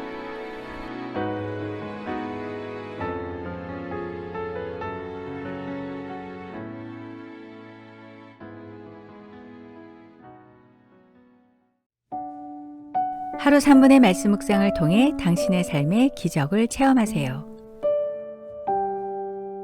믿음의 사대를 세우는 성경 암송 72구절. 하나님을 의뢰함, 유혹에서 도우심. 히브리서 2장 18절.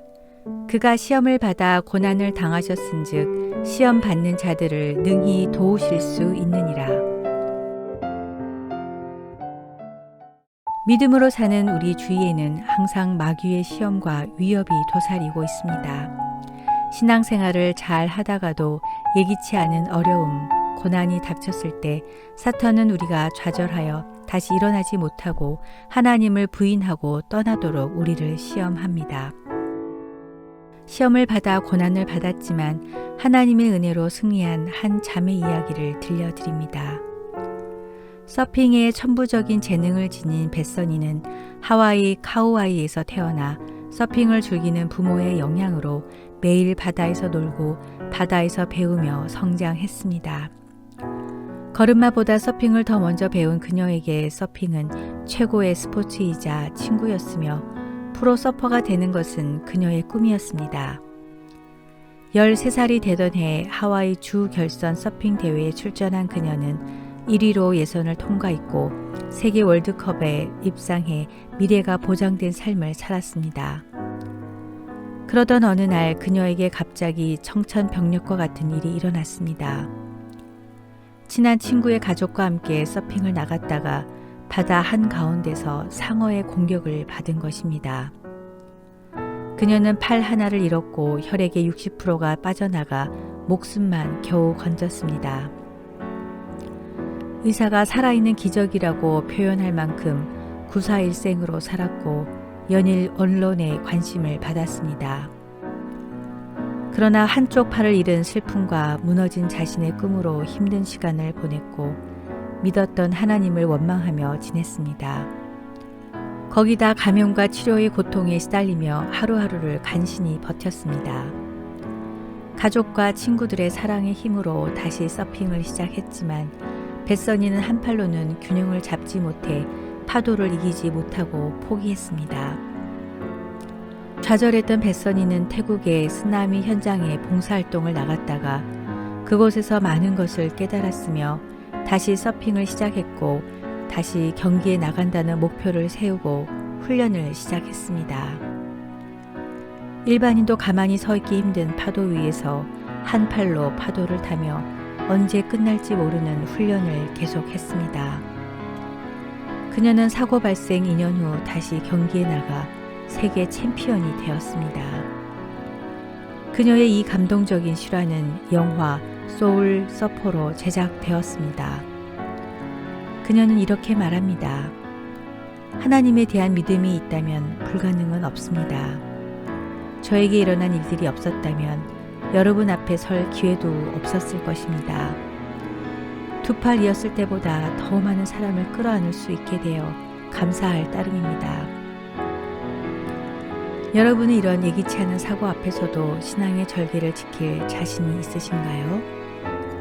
한 연구에서 여러분이 만약 하나님께 한 가지만 질문할 수 있다면 어떤 질문을 하시겠습니까? 라는 설문을 한 결과 1위로 나온 질문은 왜 이 세상에 고통이 존재하나요? 였다고 합니다. 하나님은 천부적인 재능을 지닌 벳서니에게 왜 팔을 잃는 고난의 시간을 허락하셨을까요? 전지전능하신 하나님이 살아계시다면 왜 사고를 피하게 하지 않으시고 왜 지금 당장 치료해 주시지 않을까요? 우리는 하나님의 뜻을 다 알 수는 없지만 분명한 것은 갑작스런 고난을 당하게 되면 교만과 자만으로 살던 내 삶을 점검하고 단순하게 하며 새로운 시각과 통찰력을 갖게 된다는 것입니다. 예수님도 마귀의 시험을 받으셨습니다. 예수님은 시험을 받을 때 마귀의 제의를 단호하게 거절하셔서 마귀의 시험에서 승리하셨습니다. 예수님은 세상에서 시험과 고난을 친히 경험하신 분이므로 우리의 연약함을 아시고 고난당하는 자들을 위로하시며 도우시는 분입니다. 예수님의 승리는 현실적인 이익을 얻음으로써 이룬 것이 아닙니다. 하나님이 주신 것이 아니라면 세상의 어떤 것이라도 포기할 수 있는 신앙의 기준이 분명했고 떡보다는 말씀을 사랑했고 인기 없이 외로워도 섬김의 길을 선택하셨기 때문에 승리하셨습니다. 우리는 영적 전쟁터에서 살고 있습니다.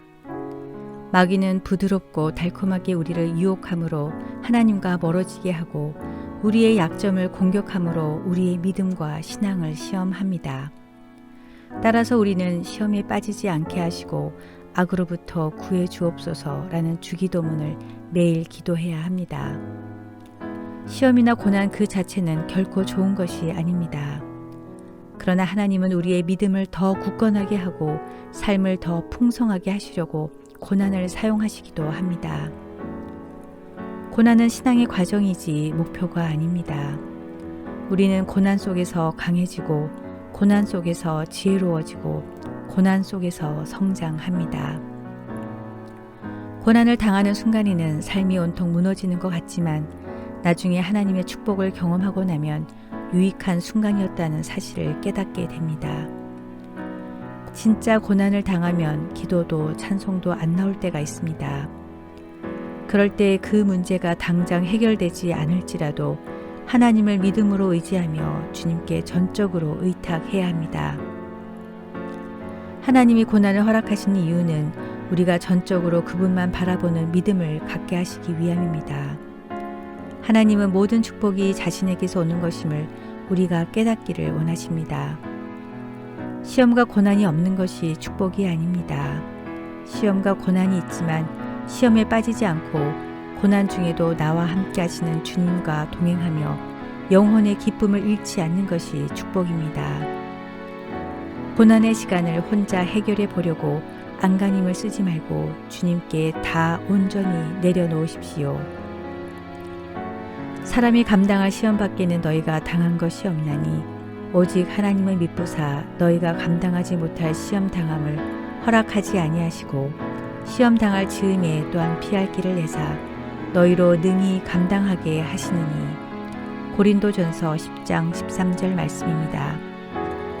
하나님은 우리를 사망의 음침한 골짜기에 갇혀 있도록 내버려 두지 않으십니다. 피할 길을 마련해 주시고 능히 감당케 해 주십니다. 하나님은 늘 나와 함께 하시며 푸른 풀밭과 쉴만한 물가로 의의 길로 인도하십니다. 주님 안에 있을 때 고난까지도 축복의 통로가 됨을 기억하며 우리 모두 인생이라는 고난의 학교에서 정금같이 새롭게 빚어지길 기도합니다. 시험에서 건져주시는 하나님 아버지, 풀무불의 연단 과정을 통하여 정금 같은 믿음으로 성장시키시는 하나님의 은혜에 감사합니다.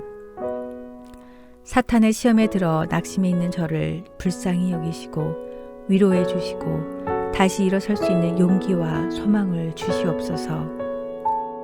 고난 앞에서 하나님을 원망하거나 하나님의 존재나 능력을 의심하지 않고 하나님을 더 의지하고 더 기도하고 하나님께 더 가까이 다가감으로 저의 믿음이 성장되게 하옵소서. 예수님의 이름으로 기도드립니다. 아멘.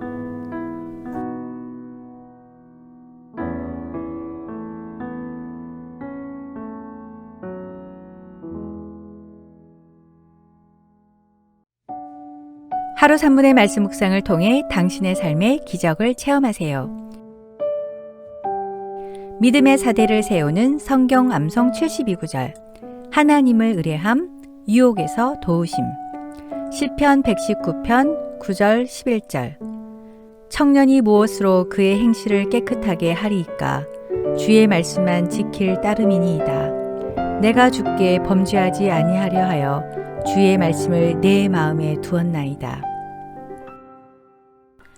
니키 크루즈는 세계적으로 잘 알려진 전도사이자 유명한 부흥사입니다. 그런데 그가 전도사가 되리라고는 아무도 상상하지 못했습니다. 왜냐하면 그는 미국 뉴욕의 갱 두목으로 악명 높았던 사람이었기 때문입니다. 어떻게 그가 갱 두목에서 전도사가 되었을까요? 그가 뉴욕의 갱 두목이었을 때 그는 돈과 술과 여자를 원하는 대로 손에 넣을 수 있었고 온갖 나쁜 짓을 일삼고 폭력을 휘둘렀습니다. 그러다 보니 보복에 대한 두려움으로 잠을 잘 때는 방문을 몇 중으로 잠그고 곤충을 베개 밑에 놓고서야 잠을 잘 수 있었습니다. 그는 밤마다 마음속 깊은 곳에서 울리는 양심의 소리에 몸부림쳐야 했습니다. 어느 날 그는 조용히 혼자 있을 때 이렇게 자문했습니다. 인생이란 무엇일까? 수없이 많은 사람을 위협하고 그들에게 폭력을 휘두르고 온갖 쾌락을 맛보면서도 이렇게 불안하고 두려운 것은 무엇 때문일까? 나는 좀 더 편하고 바르게 살 수 없을까? 나에게 참된 삶이란 무엇일까? 도대체 어디에 평안과 복된 삶이 숨어 있을까? 갱으로서 악명이 높아질수록 그는 점점 불안해졌고 평안을 원하는 내적 갈망은 더 커져 갔습니다. 어느 날 뉴욕의 거리를 지나가다가 니키는 예수님은 당신을 사랑하십니다. 예수님을 믿으십시오. 라고 큰 소리로 외치며 전도하는 데이빗 윌커슨 목사님을 만났습니다. 갱 두목인 자신이 지나가는데도 비키지 않고 큰 소리로 외치며 앞을 막아서자 몹시 화가 났습니다. 그래서 목사님을 발로 차고 구타했습니다. 다음날 니키는 그 길을 지나가다가 어제 본 그 목사가 팔에 붕대를 감고 얼굴에 멍이 든 채로 여전히 예수님은 당신을 사랑하십니다. 예수님을 믿으십시오. 라며 전도하는 것을 보았습니다.